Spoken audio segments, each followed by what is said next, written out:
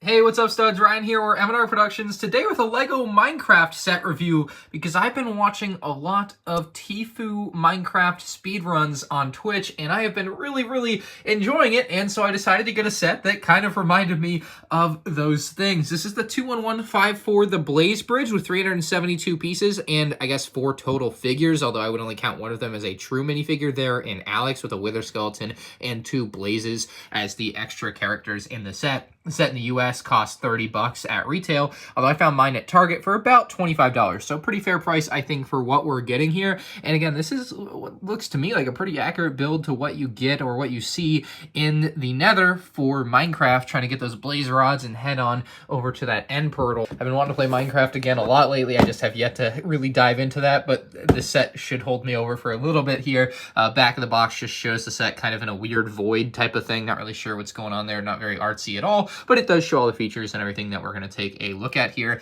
With that being said, let's look at the minifigs. Our first minifigure up is a diamond armored Alex minifigure, and this does make a lot of sense because you'd be pretty late into the game usually going to the Nether. You'd want all your diamond armor to stay protected from the blaze, the wither skeletons, and the gas, and whatever else you may encounter in the Nether. But my issue with this figure is, once again, LEGO's false advertising. On the cover of the box, they show the figure with a very vibrant face and chest print, but when you look at the actual figure, it's incredibly faded. So LEGO needs to properly represent this on their packaging. They're literally false advertising to you, showing the character in a form that you have no chance of it actually being, which is a properly printed character. And again, there you can see in the actual character, it's very faded, and you can even see in the torso beneath the diamond armor that it's going to be faded too, compared to what they show you on the box, which is not faded. So they are lying to you on the box. I'm kind of tired of seeing this on LEGO sets, but other than that, it's not a bad figure. I'm just tired of that. It's getting old. We get 2 Blazes in this set, which are pretty cool looking characters. At the bottom, you'll see they have an open stud so they can attach onto things, which is great. Allows them to stand, although they are kind of balanced without that.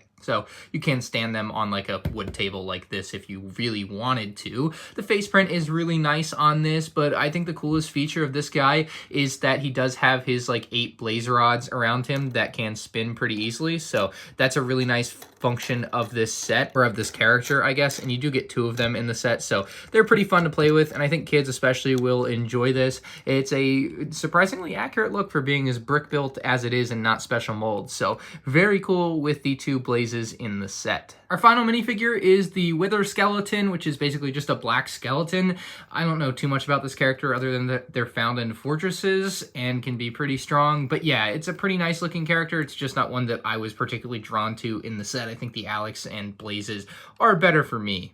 I find the build itself to be simple yet satisfactory. Like it does what it needs to do. It's got the bridge, although I do find it odd that it just has lava flowing from the bottom of the bridge. Not really sure what the deal is with that. I don't know why it's just not like support stilts like they have on either end, but for whatever reason, there's just lava source blocks at the top of the bridge that just flow out of nothing. So fair enough, I suppose, but that's just the way they have it cooking there. You have some glowstone, you have some mushrooms down under here. I'm not exactly sure what these are supposed to be. Like some of that is kind of confusing with me with LEGO Minecraft. It's just some of the blocks I just straight up don't recognize sometimes. Like even the glowstone, like I obviously recognize this glowstone now, but you know, when building the set, I'm like, I don't know what the heck this is supposed to be. Just some of the coloring is off from what actual Minecraft is, but that's not, you know, the end of the world here. The lava, basically river here, is pretty nice. I suppose you could have some bit of fun with that. The floor is lava. You have a pretty unnecessary torch by the lava, considering the lava will provide plenty of light next to that, so I found that a little bit odd. I do really like the brewing stand inclusion there. It's not really used in the speedruns that I watch with TFUE, and I also think this is a cauldron, although I'm not 100% sure.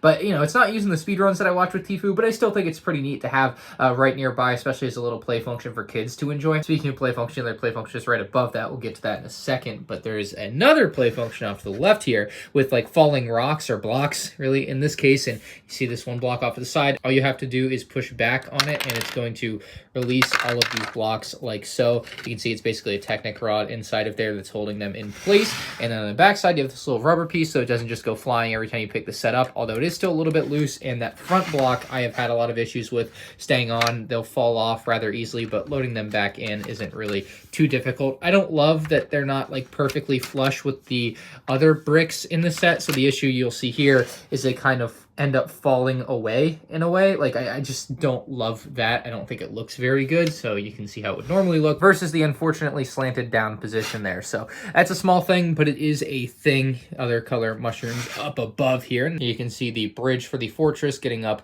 into the blaze spawner, which we'll move into in a second. I just want to show off this fire block here, which is, I think, supposed to be something you can just drop a character into and pretend like they're on fire, which I think is actually really fun and neat idea for the Minecraft sets very specifically here. I thought that's very neat looking. Obviously, with the 2 studs for a character, it just works really well. Then you can take them out when they're no longer on fire. So pretty nice blocks included in the set in that way.